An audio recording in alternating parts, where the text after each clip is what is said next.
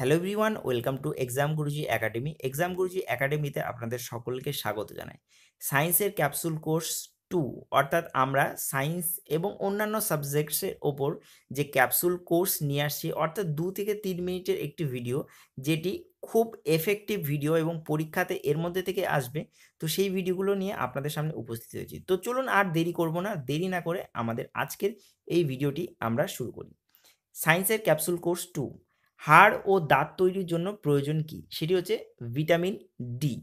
Vitamin D এর অভাবে কি হয়? ভিটামিন ডি এর অভাবে রিকেট রোগ হয়। ঠিক আছে। অস্থির বৃদ্ধির জন্য প্রয়োজন কোনটি? অস্থির বৃদ্ধির জন্য প্রয়োজন হচ্ছে ক্যালসিয়াম। আর মলা মাছে কি থাকে? মলা মাছে থাকে হচ্ছে ভিটামিন ডি। সহজে সর্দি কাশি হয় কিসের অভাবে? সেটি হচ্ছে ভিটামিন সি এর অভাবে কিন্তু সহজে সর্দি এবং কাশি হয়। বিষাক্ত নিকোটিন থাকে কোথায়? সেটা হচ্ছে তামাকে।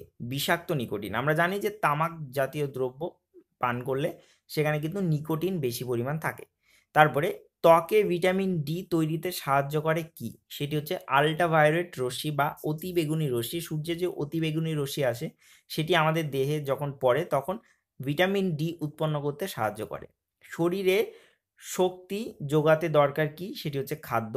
সামুদ্রিক মাছে পাওয়া যায় কি? সামুদ্রিক মাছে আমরা যদি সামুদ্রিক মাছ খাই তাহলে আয়োডিনের অভাব মেটে, অর্থাৎ সামুদ্রিক মাছে কিন্তু আয়োডিন পাওয়া যায়। সবচেয়ে বেশি ভিটামিন সি কোথায় পাওয়া যায়? কোন ফলে পাওয়া যায়? সেটি হচ্ছে পেয়ারাতে। সবথেকে বেশি ভিটামিন সি পাওয়া যায় পেয়ারাতে।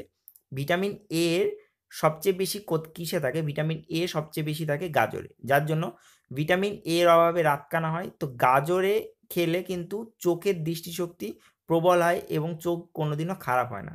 তার জন্য গাজর খাওয়া কিন্তু প্রয়োজন।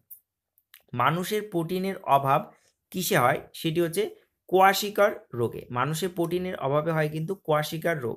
তারপরে আয়োডিন পাওয়া যায় কোথায়? সেটা হচ্ছে শৈবালে। আয়োডিন পাওয়া যায় কিন্তু শৈবালে। আমাদের দেশে একজন পূর্ণবয়স্ক ব্যক্তির প্রায় গড় ক্যালোরি শক্তির প্রয়োজন কত? কত ক্যালোরি শক্তির প্রয়োজন আমাদের দেশের পূর্ণবয়স্ক ব্যক্তির? সেটি হচ্ছে 2500 ক্যালোরি। 2500 ক্যালোরি কিন্তু প্রয়োজন। গ্লুকোজের স্থূল সংকেত কি? গ্লুকোজের স্থূল সংকেত সেটা হচ্ছে CH2O। CH2O। তারপরে ল্যাথারাইজম অর্থাৎ ল্যাথারাইজম রোগ কি খেলে হয়? সেটা হচ্ছে খেসারির ডাল খেলে কিন্তু ল্যাথারাইজম রোগ হয়। ঠিক আছে। তো অনেকগুলি কোশ্চেন করলাম আজকে আমাদের ছোট্ট ক্যাপসুল কোর্সে। তো আশা করি ভিডিওটি আপনার ভালো লাগবে। ভিডিও ভালো লাগলে অবশ্যই লাইক শেয়ার তো করবেনই।